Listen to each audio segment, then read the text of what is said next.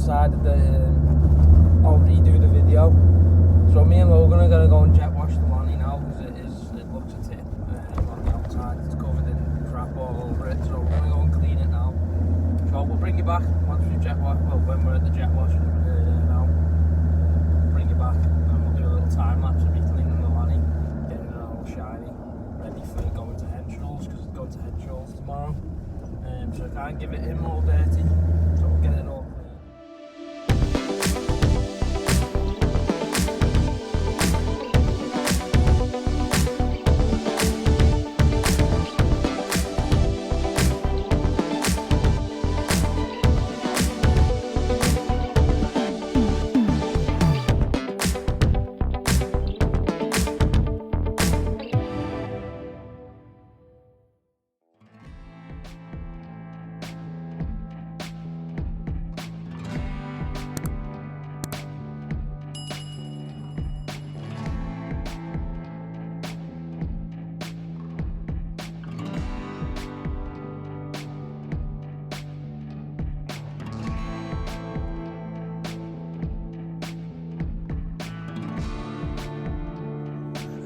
So now the Disco 2 is all clean, and I did put my mic on now as well, so hopefully the quality of the audio will be better. So now it's all clean there. It did rain as soon as I'd cleaned it, but it'll do for taking it to Henschel's tomorrow. So I'll take you around and we'll show you where we're up to with the Disco. So at the front, you probably already know from Instagram and stuff like that if you follow us on there. If you don't, check us out on there, and that's where we'll post most of our updates. But basically on the front, these corner cones were fixed, and they were broke when I bought them, so they've been fixed when we done the bodywork over on that side of the car. So that was done by Ed's Body Shop. We'll show you that side in a minute though when we get round.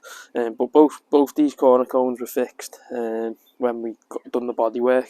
We also, this didn't come on in the car when we bought it, so also we've added the nudge bar, genuine nudge bar. So the look that I was trying to go for with the D2 is the OEM style, so it doesn't look too standing out as an off-roader. It looks more of a Land Rover finish, so when we're out and about it doesn't stand out like sore thumb. And then we did add some spotlights to it. I couldn't find the brackets for the tops, the genuine Land Rover brackets that go with this bumper to mount the spotlights, so we had to make up a little mount, as you can probably just see there. So we've made up a little mount, and thanks to Chris, he helped me sort out some bolts and some mounts that we could use, well, as mounts, so some metal that we could use as mounts. And then just recently, I'd lost one of them. I think it was this side that we'd lost, so I managed to find a bumper with them and new spotlights in, so he's just put them in recently, because the old ones were all corroded in there, and obviously we were missing a jet washer, so that's now sorted. And then if we move round to the side, we've got the snorkel off Trek, and they make a variety of snorkels for all the 4x4s. So go and check them out. They're quite reasonable on price if you're just looking for a cheap snorkel, which I was. I did want to put a Mantech one on, but at the time it was a kind of a rush thing to get this on ready for Portugal. So the Mantech ones were a lot more expensive, so trying to find one that would suit my budget. It would have took a lot longer, wouldn't have left me much time to get it done. And then moving on to the bodywork on this side, so if you did see the pictures you will know all this was all scratched down the side of this car, well, down this side of the car. So Ed from Ed Body Shop sorted that out for us, got it all looking smart. He's done the whole side of this part on the car, so he sorted all that. We have got some, spin around this way, we got the rock sliders, so these are homemade, they're not any branded ones or nothing. Again, at the time, they fitted me budget, found them on the internet. They don't fit as good as I'd probably like them. I didn't know the doors were shaped at the bottom, so there is a bit of a gap under them, but in the future we can upgrade them to something a little bit more more suitable, or he might try and fix them. Andy said he might try and help us sort them in the future. Also, Ed's Body Shop also repainted all the wheel arches, so when we go around the other side you'll see the other ones, but he's repainted all them, so it looks a lot better now. Moving around the back, plastic light guards on. They're not anything to protect them really, to be honest with you. It just makes them stand out a lot more. I wanted the rear end to stand out a bit more than it was, and that just finished them off. I haven't done the ones on the bumper. Don't think they're needed, because they don't really do anything anyway, and we're going to upgrade the bumper at some point as well. But I need to find something that suits this kind of style, because I'm going to be using this as a table when we go camping and overlanding and stuff like that. We've also put the ladder on the back door, mainly for when we haven't got the tent on and the awning, because we'll have all things up there, so the ladder just makes it easy to get up on top of the roof. And then moving around the other side, so up on the roof we've got the front runner tent, and on the other side we've got the ARB awning. We haven't, we just moved this from the D1, so we haven't done anything special with it or anything like that. We just moved it straight from the D1, so everything that was on the D1 is now on this, on the roof. We did have to put the aerial on the back as well, because the aerial that we had on the D1 wouldn't go on the bumper the way it is now. It'd be blocking the lights, so we've had to put it back on the roof rather than on the front. What we'll do now is I'll go and get the key, because I've left the key inside. I'll go and get the key, and then we'll take you through the inside of the vehicle. So the boot's one of the main places where I've actually done a lot of work to make this work with what I'm going to be doing.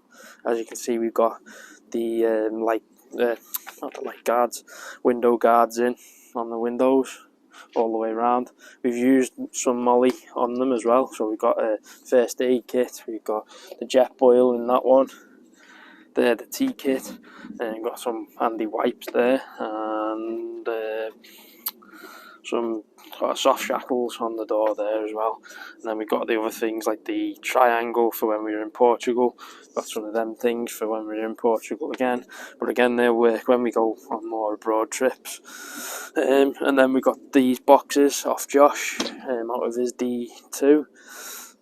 So I managed to retrofit them into the back, so it's giving me a lot more storage in the back.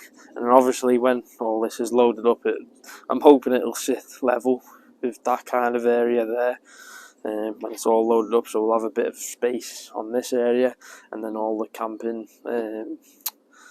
like all the quilts and stuff up on the top. Obviously the boots won't be up there as well, so they'll get moved. And then we'll go around the front now. So we're going around the front. I've tried to keep the inside of the car, well, mainly the front of the car, simple. So we've just got the iPad mount out of the D1. That's where it originally was. We are looking at doing something else with this, because this is in the way of the passenger seat, to be honest with you. So I'm looking at other options. I've also got the OEM style cup holders, because I love them in the D1. I couldn't not have them after having them in there, because this thing's just a load of crap. It doesn't, yeah, like every D2, they don't work. And then we have got the T-Max split charger as well, so we've got dual battery in here as well. It doesn't really run much, it just runs 12 volt down there, that one, and it's got one in the same place on the other side. So that's just to run the 12 volt in the car. I'll take you around the front and the bonnet, and then we'll show you that. And then in the back, it's just a plain simple, no seats, and there's nothing else in there. I've got me fridge wire from, well, that runs from the I've got a separate fuse box under there that runs to here with the wire, so I can hide it. And then when we got the fridge out, I usually just run it through underneath the seats. So we'll go around the front now, and then we'll show you the underneath the bonnet. So underneath the bonnet now, I haven't been under here since we've been to Southport, and we got it completely dirty, so there is a bit of dirt still left, and there's still a bit of a coolant leak. We're going to try and sort that one out at Henschel's as well, when he's doing the injector harness in there, because the one that I've put in is no good. It's still leaking oil down the wire and into the ECU, is a common problem. but that's getting sorted hopefully tomorrow, well this week, so hopefully that'll be all done. As you can see, we've got our second battery here, on a second battery mount. I got that from Wild 4 before. It did have the name on it, but I think it's the other way around now. Yeah, we got that one from Wild 4 before. That was just off eBay. I think it was like £100 or something. And as you can see, we've got the split charger here. Not ideal place to have it really because of the heat off all the manifold and the exhaust and the turbo. But we are going to do some more mounts around this area so we can protect the wire and the split charger itself. So we will be doing that soon. And then I haven't really done anything else under here, so we did get rid of the ace, so I have got a bottle to change that, but that's just cosmetic. And I haven't really done anything else under the bonnet, to be honest with you. I just want to keep the engine the way it is.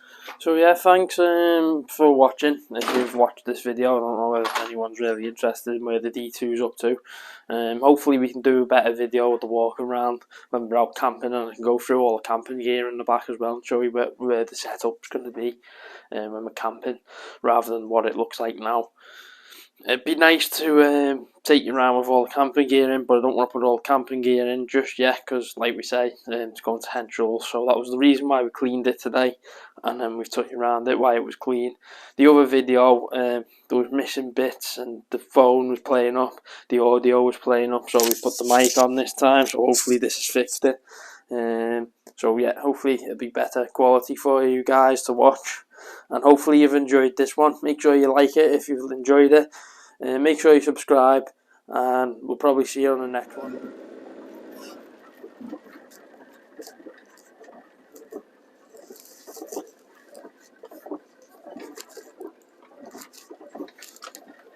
So guys, just when I was going through the outside of the car before, I forgot to mention a couple of people who have helped me get the D2 to where it is now, and I just wanted to give them a couple of shout outs. So thanks to everyone who's helped me in the group with the D2 so far, so like all the brake pipes that we've done, brake lines, the suspension. Thanks to everyone, you know who you are, who's helped me, and it's much appreciated.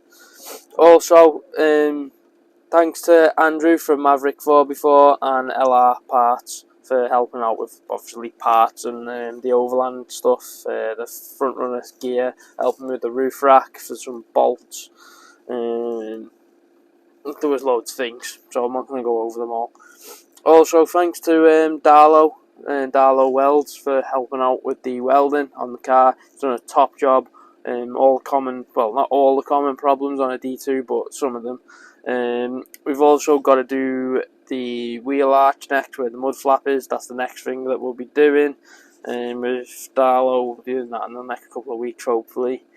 And also Hentrel Engineering for helping me get the D2 ready for Portugal, and then helping me now get it ready for the summer, which is going back obviously tomorrow to get the wiring harness done. So thanks to everyone who's helped me there, and if I've missed anyone, I'm sorry I didn't do a list or nothing, so if I've missed anyone, all the help has been much appreciated throughout getting the D2 to where it is now, and hopefully there'll be more people to come on board, because like you can see in the video, all the headline is gone, so me and Theo fella will be doing that soon, but that means all stuff's got to come out of the boot, so it'll probably be somewhere at the end of summer when I can be bothered doing it, somewhere where it's not raining and it's not cold, but I won't be going camping. So it'll probably be towards the end of this year, but we'll get that done. But again, we'll update you as we're going along. Probably not on YouTube, we'll probably just update stuff on Instagram and Facebook, and then we'll just keep the YouTube to the D2 build at the minute and the off-road trips. And if we do any walk-rounds, I'll probably just throw them in the videos when we're out and about on trips. If it's somebody who's with us, we'll just go around the car and we'll just throw it in the middle of the video for you to have a little look. But yeah, stay tuned. Hopefully you've enjoyed this video. Make sure you hit the like button and subscribe if you haven't, because there is a lot of people who watch the videos and don't subscribe. That's if you've got a YouTube account. Make sure you subscribe, because it all helps the channel get out there, and it also helps me get the videos better and more consistent for you guys to watch. So hopefully we'll be out again soon and we'll bring you along.